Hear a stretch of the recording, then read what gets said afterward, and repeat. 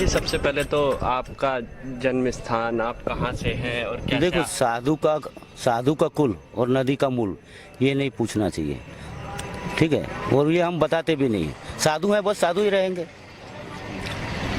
तो फिर मैं शुरुआत करूँगा, जैसे जो अघोरी संप्रदाय को नहीं जानते हैं उसे आप किस तरह से बताएंगे कि अघोरी है क्या और इसकी उत्पत्ति कैसे हुई, जो नहीं जानते हैं, जो जानना चाहते हैं। अघोर की उत्पत्ति भगवान शिव के द्वारा हुई है। शिव का प्रथम अवतार ही पाशुपत है। पाशुपत की सेवा ही सब अघोरी करते हैं और सभी संप्रदाय वहाँ से निकले हैं। जहाँ ना भूत है, ना देवी है, ना दानव है, सभी समान है। आपने देखा होगा शिव बारात में यहाँ सभी योनियाँ एक साथ है और उनका जो श्रृंगार है वो भी शमशानी श्रृंगार है।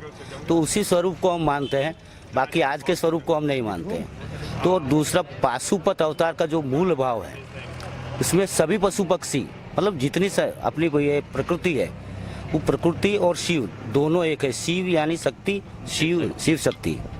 तो शिव और प्रकृति, हाँ, पुरुष यानी प्रकृति, मतलब शिव और शक्ति के रूप में हम मानते हैं। तो बस उसी रूप में हम आज भी मानते हैं और लोगों को ये बताते हैं कि भाई कोई अच्छा नहीं है, कोई बुरा नहीं, कोई रात नहीं, कोई दिन नहीं, जो पहले से चला आ रहा है अपने वैदिक हिसाब से, अपने जो कुदरती हिसाब से जो चला आ रहा है, सभी को हम स्वीकार करते हैं। अच्छा बुरे में हम फर्क नहीं करते। अच्छा खाना मिले तो भी खा लेते हैं, बुरा मिले तो भी खा लेते हैं। मतलब जो थाली में आया वो सब ग्रहण करते हैं। बाकी आज लोगों ने छवि बना रखी है कि अघोरी ये करते, मांस भक्षण करते, इंसान को खाते। और इंसान को कौन खाएगा यार?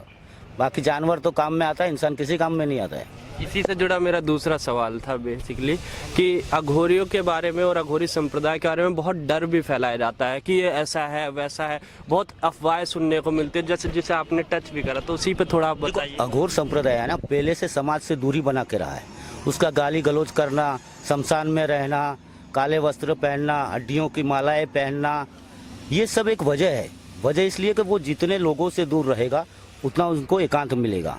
और उनका वास हमेशा शमशान इसीलिए रहा है कि शमशान शिव का घर है। जहाँ स्वयं शिव रहते हैं वहाँ वो अपना डेरा पहले से जमा रखते हैं, क्योंकि मरने के बाद तो सभी आते हैं, पर जीते जी वो अपना डेरा जमाना, आदेश वो उसके निकट होना, अपने आप को शिव जी के निकट समझना, उसकी गोद में समझना, इसीलिए शमशान में रहते हैं।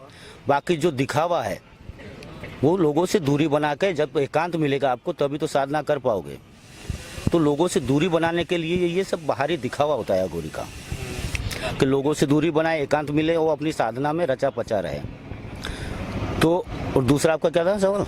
यही कि किस तरीके से जो इसी डर के बारे में, और मेरा अच्छा, हाँ, मैं आप याद आ गया बारे में भी जो आप बता रहे थे। अघोरी डराते नहीं है। अघोरी से कोई पब्लिक के डराना है वो जरूरी नहीं है। अघोरी अपनी दुनिया में मस्त रहते हैं। डराते हैं वो पाखंडी जो मुंड लटका के घूमते, हड्डियों की माला लगा के घूमते और लोगों को ब्लैक मैजिक के नाम पे ये उल्लू बनाते हैं। अघोरी से इससे कोई लेना देना नहीं होता। अघोरी अपनी मस्ती में, साधनाओं में मस्त रहता है। पर जब ये हमने देखा कि ये आज ज़्यादा ही बवंडर हो रहा है कि अघोरी को लेके, भाई अघोरी आ गया, सब साधु संत भी उससे दूर भागते हैं, क्योंकि चलो कुछ ना कुछ गलत ना कर दें। तो अघोरी किसी का गलत करता ही नहीं, उसको खुद को फुर्सत नहीं है साधनाओं से, तो किसी का गलत क्या सोचेगा। हम पिछले 5 सालों से हर साल समागम करते आए हैं अघोर को लेके। लोगों को समझाते हैं कि आप अघोर को अपनाओ मत। हम ये नहीं कहते आप अपनाओ अघोर को, सिर्फ आप अघोर को समझो।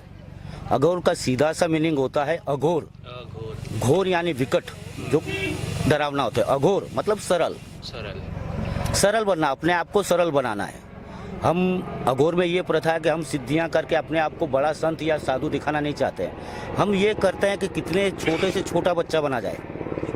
देखो, जब बच्चा छोटा होता है तो उसकी जिम्मेदारी किसकी होती है? माता पिता की। वो कुछ भी उठा के खा सकता है, कुछ भी पी सकता है, तो क्यों? उसको ध्यान नहीं है ना वो क्या कर रहा है।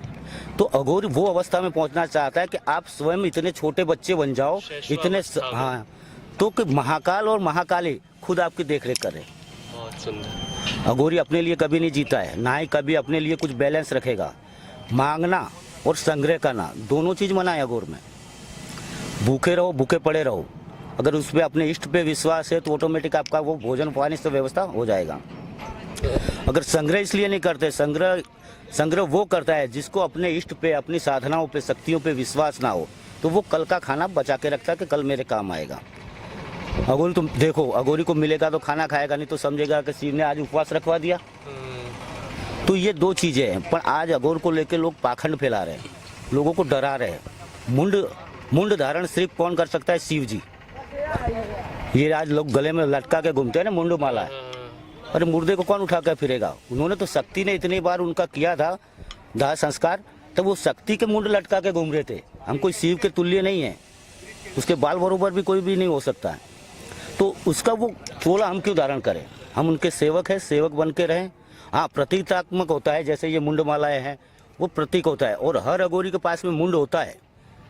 पर वो मुंड कहाँ? अपनी अपनी कुटिया में अपने स्थान पे वहाँ स्थापित होता है, कोई लेके नहीं घूम सकता। जैसे भगवान की मूर्ति को आप लेके खुलेआम नहीं घूम सकते, उसकी स्थापना की जाती है। इससे मुंड की एक स्थापना होती है जिसमें आसन बनते हैं अघोरियों के, पंचमुंडासन, सप्तमुंडासन, नव मुंडासन, 11 मुंडासन। वो जितना जितना उनकी शक्तियाँ बढ़ती जाएगी इतने मुंड उसके बढ़ते जाएंगे, और मुंड बाहर नहीं दिखाई देगा।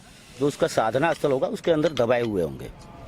तो मैं ये जानना चाह रहा था, जैसे आपने अघोर को यानी अघोर सरल है, तो ऐसे में जो इस तरह के अफवाहें फैला रहे हैं, फिर जो इस तरह के डर फैला रहे हैं, उस तरह के लोग अघोर बन के घूम रहे हैं, उनसे और सही में जो अघोर है, जो सरल है, उनसे एक आम आदमी कैसे समझे कि ये सरल वाला अघोर है या फिर ये वो वाला अघोर है जो एक मिथ्या फैला रहा है? देखो, सीधी सी बात है, ज़्यादा नौटंकी करे, अपने आप को दिखाने की कोशिश करे, वो अघोर हो ही नहीं सकता। अघोर तो किसी भी परिस्थिति में रह सकता है, आपकी तरह पैंट शर्ट पहन सकता है, जो मिले वो खाना खा सकता है, कैसे भी रह सकता है। इसकी जरूरी नहीं कि ये आभूषण उसका